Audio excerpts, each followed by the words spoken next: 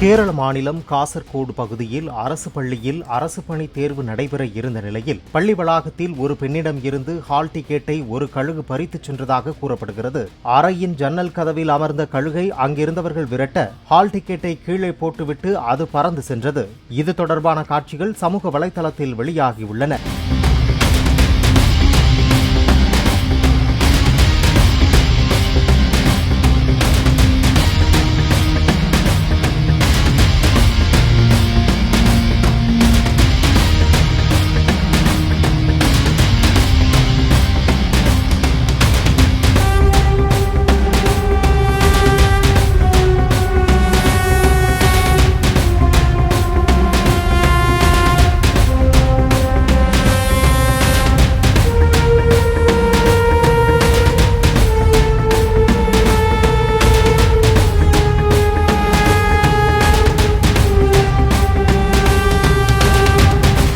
Play store மற்றும் app ஸ்டோரில் இருந்து பாலிமர் செயலியை QR கோடு மூலம் பதிவிறக்கம் செய்யுங்கள்.